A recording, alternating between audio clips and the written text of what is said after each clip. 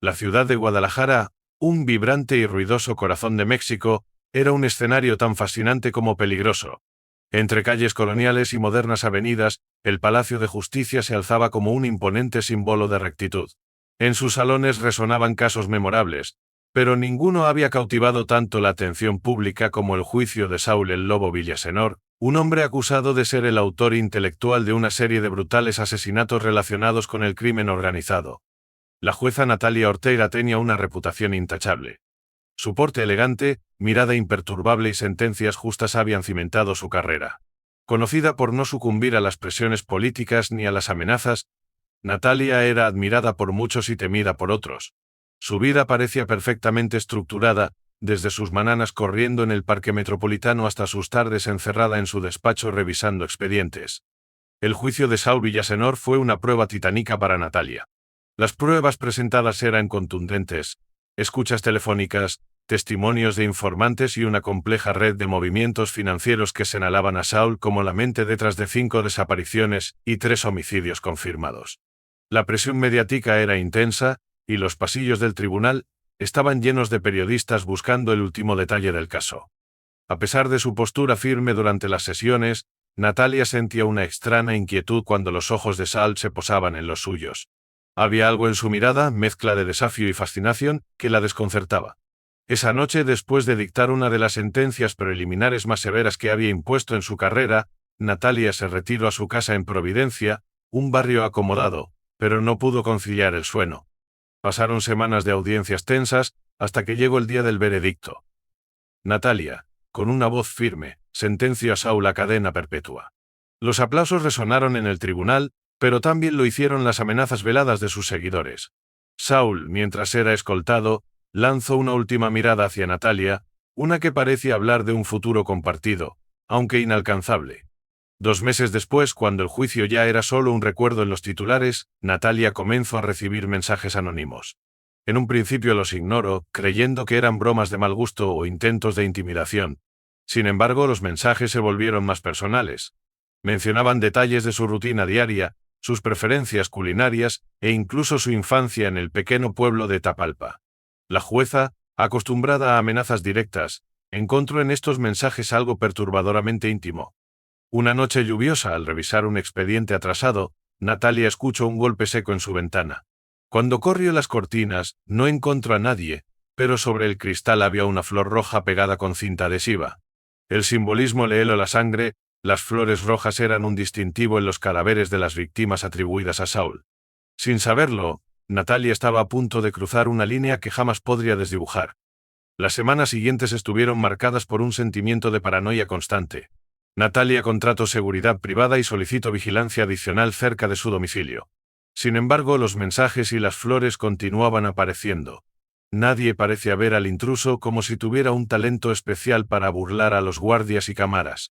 Las notas se volvían más crípticas. Un juicio no define a una persona. Tal vez quieras conocerme más allá de las mentiras. Natalia, aunque temerosa, no pudo evitar sentir una extraña intriga. ¿Qué buscaba realmente Saúl? El misterio se intensificó cuando recibió un paquete en su despacho. Dentro había una carta escrita a mano y un objeto pequeño, un anillo de oro desgastado. La carta contenía una dirección y una frase que se quedó grabada en su mente: no todo lo que crees es cierto. Este anillo podría demostrarlo. Por instinto, Natalia debería haber entregado el paquete a las autoridades. Pero algo en ella, una mezcla de curiosidad y necesidad de proteger su reputación, la hizo guardarlo. Esa noche, después de muchas dudas, decidió acudir a la dirección, ubicada en un barrio industrial a las afueras de Guadalajara. Vestida discretamente y con un taser en el bolso, Natalia llegó al lugar, un almacén abandonado. Cuando entró, una luz tenue iluminaba la enorme estancia vacía. Sobre una mesa de madera había una pila de documentos y una grabadora antigua. Natalia se acercó con cautela, y al pulsar el botón de reproducción, la voz de Saúl llenó el lugar. Jueza Ortega, me pregunto si ya te has dado cuenta de que somos piezas de un mismo juego. Lo que escuchaste en el tribunal, lo que viste en esos expedientes, no es más que una historia escrita por quienes realmente tienen el poder. Quieren hacerme pagar por cosas que no hice, pero tú ya lo sabes, ¿no? Espero que sigas las pistas. Esto apenas comienza. Natalia sintió como un escalofrío recorría su cuerpo. Era absurdo. ¿Cómo podía creerle a un hombre con semejante historial? Pero la curiosidad la estaba devorando. Entre los documentos había fotos, transcripciones de llamadas y estados financieros que, de ser ciertos, sugerían una conspiración entre altos mandos de la policía y una red de narcotraficantes para incriminar a Saul. Una de las imágenes mostraba a un hombre de espaldas, entregando un maletín a un juez conocido por sus vínculos con el crimen organizado. Confundida y perturbada, Natalia decidió volver a casa. No podía confiar en lo que había encontrado, pero tampoco podía ignorarlo.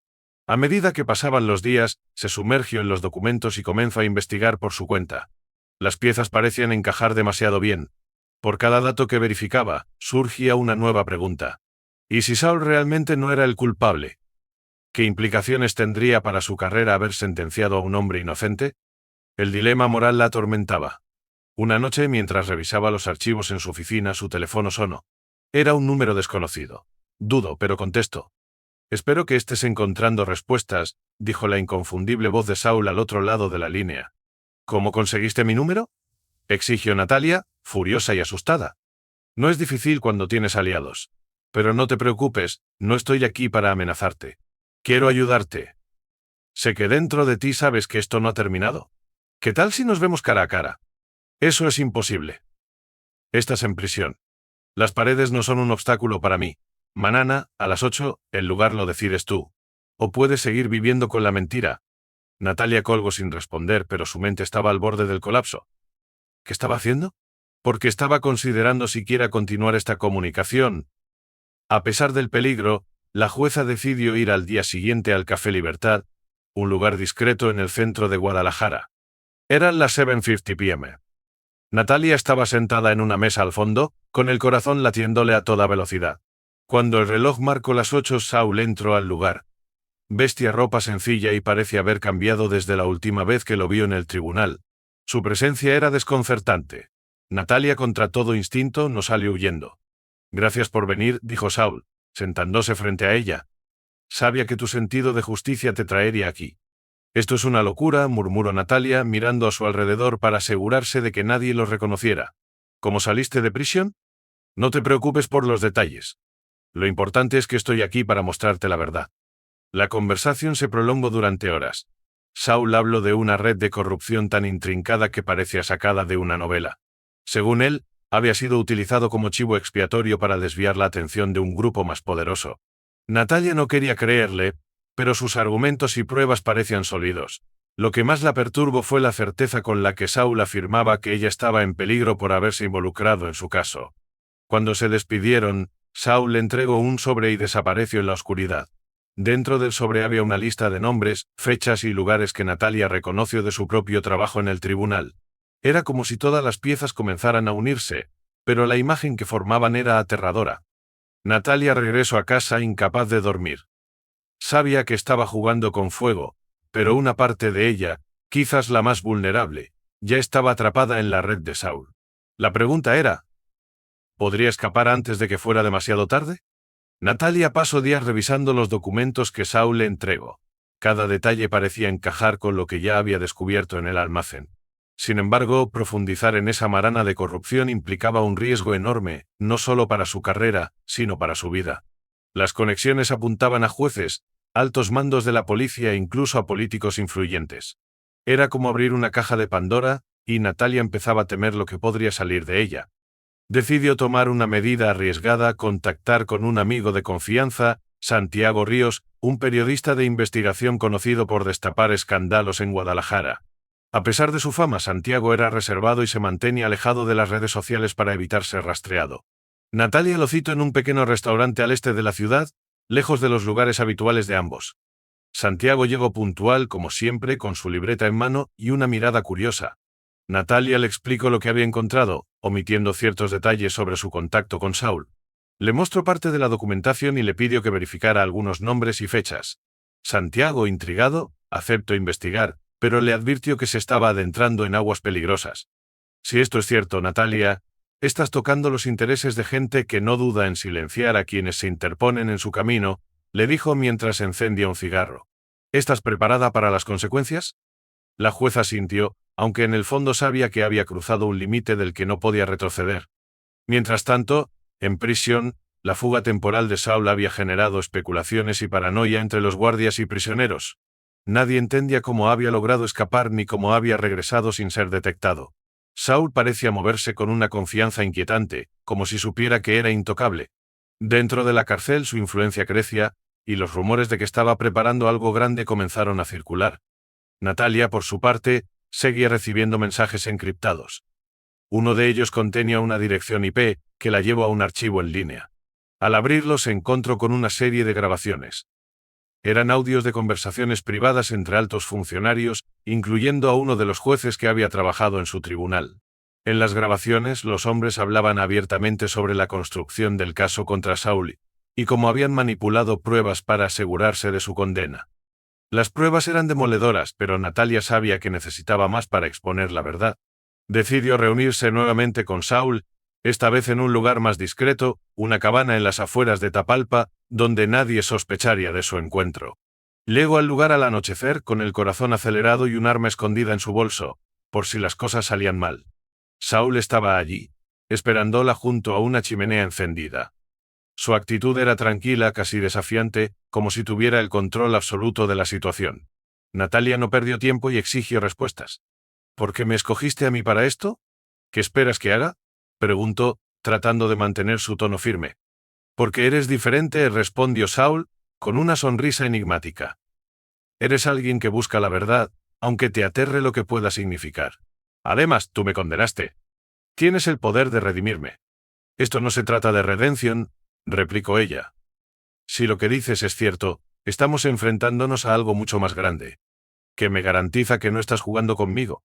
Saul se levantó y se acercó lentamente. Su mirada era intensa pero no amenazante. Lo que quiero es justicia, Natalia. No solo para mí, sino para todas las personas que han sufrido por culpa de este sistema corrupto. Tú puedes ayudarme a conseguirlo. A pesar de sus dudas, Natalia sintió que las palabras de Saul tenían un peso innegable. La jueza sabía que estaba entrando en un terreno cada vez más peligroso, pero también sabía que no podía ignorar lo que había descubierto. Antes de irse, Saul le entregó un disco duro lleno de archivos que, según él, contenían toda la evidencia necesaria para exponer la red de corrupción. El regreso a Guadalajara fue tenso. Natalia sabía que estaba siendo vigilada, aunque no podía identificar por quién. Sentía las miradas en cada esquina, los pasos detrás de ella en la calle, y los autos que parecían seguirla a distancia. Decidió tomar una ruta diferente a casa y, al llegar, verificó cada rincón de su apartamento para asegurarse de que nadie hubiera entrado. Esa noche, mientras revisaba los archivos del disco duro, su teléfono sonó de nuevo. Esta vez era Santiago. Natalia, esto es más grande de lo que imaginaba, dijo con tono urgente. Algunos de los nombres que me diste están relacionados con desapariciones forzadas y desvío de recursos a nivel nacional. Tenemos que actuar rápido, pero debemos ser extremadamente cuidadosos. Si nos descubren, estamos muertos. ¿Qué propones?, preguntó Natalia, tratando de mantener la calma. Primero, necesitamos filtrar parte de esta información a los medios para generar presión. Pero lo más importante es asegurarnos de que la gente adecuada la reciba, gente que no esté comprada por esta red. Antes de que pudieran seguir planeando, se escucharon pasos afuera de la casa de Natalia. Santiago, que estaba en altavoz, también los escucho. Natalia, sal de ahí ahora.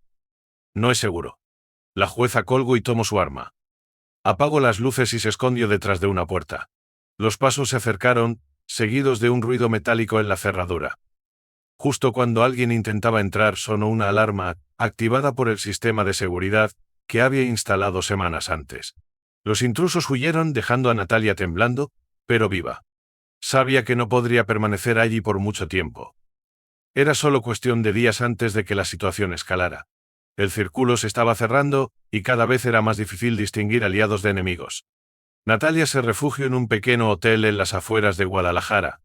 Usó un nombre falso y pagó en efectivo, tratando de mantenerse fuera del radar. Santiago, preocupado por su seguridad, le entregó un teléfono seguro y le recomendó no permanecer en el mismo lugar por más de 2 días. A pesar de las precauciones, Natalia sentía que las sombras de sus perseguidores siempre la rodeaban. Esa noche revisó el disco duro entregado por Saul. Los archivos contenían más de lo que había imaginado: grabaciones, documentos firmados por altos funcionarios y un mapa que detallaba la red de corrupción conectando a jueces, empresarios y hasta políticos de nivel nacional. Entre los nombres destacados encontró uno que la hizo detenerse en seco: Emilio Cabrera, su mentor y juez superior en el tribunal. Emilio había sido una figura clave en la carrera de Natalia, guiándola en sus primeros años como jueza y ganándose su admiración. Descubrir su nombre en esa lista fue un golpe devastador. Según los documentos, Emilio no solo había ayudado a encubrir varios crímenes, sino que también había recibido sobornos para garantizar sentencias favorables. Natalia sintió como la confianza que alguna vez tuvo en el sistema judicial se desmoronaba. Mientras procesaba la información, su teléfono seguro sonó. Era Saul. «Espero que ya estés viendo el panorama completo», dijo con un tono calmado.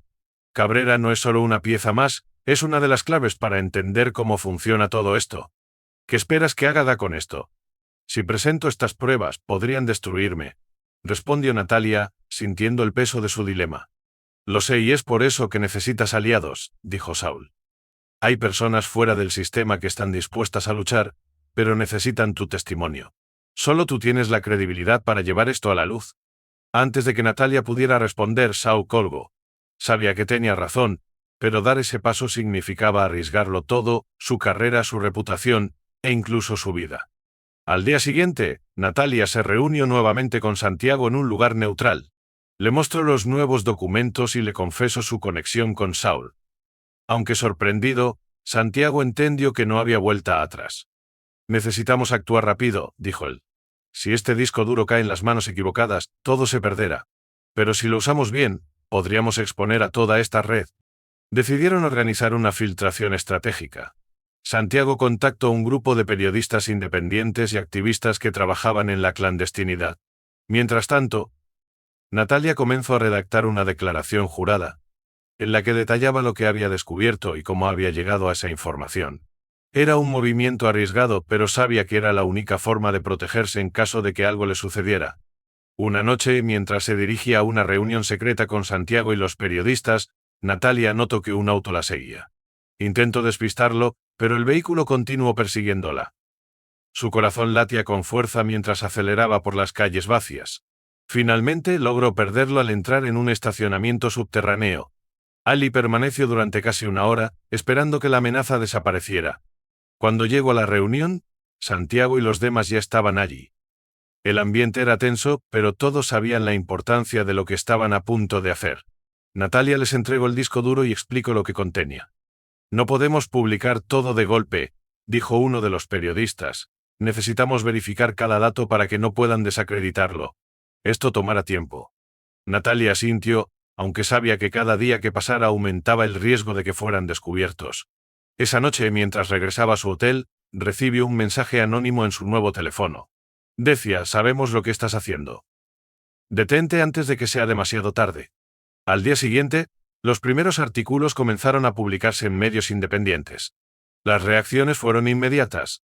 Algunos funcionarios intentaron desmentir las acusaciones, mientras que otros guardaron silencio, temerosos de las consecuencias. La presión mediática aumentó cuando los nombres de jueces y políticos prominentes comenzaron a aparecer en las investigaciones. Sin embargo, la respuesta de los involucrados no se hizo esperar. Natalia recibió amenazas explícitas, y Santiago reportó que lo estaban siguiendo. Incluso algunos de los periodistas que trabajaban en el caso denunciaron intentos de intimidación. A pesar de todo, decidieron seguir adelante. Una noche, mientras Natalia revisaba los últimos avances del equipo de investigación, su teléfono sonó de nuevo. Esta vez era Emilio Cabrera. «Natalia, tenemos que hablar», dijo con un tono más preocupado que autoritario. «No tienes idea del peligro en el que te estás metiendo».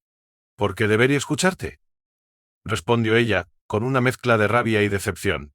«Porque no todo es lo que parece», dijo Emilio. «Si sigues adelante, no solo arruinarás tu carrera, sino que pondrás en riesgo la vida de muchas personas. Déjame explicarte las cosas en persona». Natalia dudó, pero finalmente accedió. Acordaron reunirse en un lugar público, un café en el centro de la ciudad. Cuando llegó, Emilio ya estaba allí, visiblemente nervioso. Durante la conversación él trató de justificar sus acciones, argumentando que había sido presionado y que no tuvo otra opción. «Estás jugando con fuerzas que no puedes controlar», Natalia dijo. «Si sigues adelante no habrá marcha atrás. Piensa en tu familia, en tu futuro». La conversación dejó a Natalia con más preguntas que respuestas. ¿Estaba Emilio diciendo la verdad, ¿O solo trataba de protegerse? Mientras volvía al hotel decidió que no podía confiar en él. Había llegado demasiado lejos como para detenerse ahora. Esa noche, mientras dormía, alguien forzó la cerradura de su habitación. Natalia despertó al escuchar el sonido y alcanzó su arma justo a tiempo para enfrentar al intruso. Era un hombre vestido de negro, con el rostro cubierto. Antes de que pudiera reaccionar, Natalia disparó, hiriéndolo en el brazo. El hombre huyó dejando tras de sí una nota con un mensaje aterrador: «Esto es solo el principio». La jueza sabía que el tiempo se estaba acabando. La red estaba reaccionando, y el peligro aumentaba a quien pasaba día que pasaba. Pero Natalia también sabía que ya no había vuelta atrás. La verdad debía salir a la luz, sin importar el costo. La madrugada siguiente, Natalia dejó el hotel y se trasladó a una casa segura gestionada por los periodistas independientes. Allí, Santiago y los demás habían montado un centro de operaciones improvisado para analizar los datos del disco duro y coordinar las filtraciones. La tensión era palpable, pero también había un creciente sentido de propósito. Sabían que estaban enfrentando a una organización poderosa, pero tenían una ventaja: el factor sorpresa. Mientras tanto, la publicación de los primeros artículos había provocado un terremoto político en Guadalajara. Los nombres de varios jueces y funcionarios de alto rango aparecieron en titulares, vinculados a sobornos y encubrimientos de crímenes graves. Natalia observaba desde las sombras cómo las piezas comenzaban a caer, pero también sabía que el costo de exponer la verdad sería alto. Esa noche, mientras revisaba los últimos avances con Santiago, recibió otro mensaje anónimo. Esta vez no era una amenaza, sino un video. Al reproducirlo, Natalia vio algo que la dejó helada: una grabación de Saul en una sala desconocida, aparentemente en el interior de la prisión, conversando con un hombre cuyo rostro no podía distinguir. En el audio, discutían sobre cómo usar la información del disco duro para manipular a Natalia y destruir a sus enemigos comunes. La revelación fue como un golpe en el estómago. Natalia se dio cuenta de que, aunque Saul había proporcionado información crucial, también la había utilizado como una herramienta en su propio juego. Santiago, que también vio el video, le aconsejó no confrontarlo directamente, sino usar esta información para ganar ventaja. «Esto no cambia los hechos», dijo Santiago. «Saul puede ser parte del problema, pero la red que estás enfrentando es mucho más peligrosa». A pesar de sus palabras, Natalia no podía evitar sentirse traicionada. Decidió que era momento de tomar el control de la situación. Esa noche, contactó directamente a Saul a través de un número que él mismo le había proporcionado. Para su sorpresa, accedió a reunirse con ella en secreto. La reunión tuvo lugar en un edificio abandonado al oeste de la ciudad. Saul llegó puntual, con su habitual aire de confianza. Natalia, sin embargo, estaba decidida a no dejarse intimidar.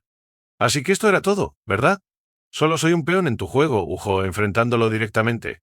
Saul no negó las acusaciones, pero trató de justificar sus acciones.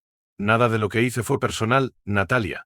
Tú y yo queremos lo mismo: justicia. A veces, para lograrla, hay que jugar sucio».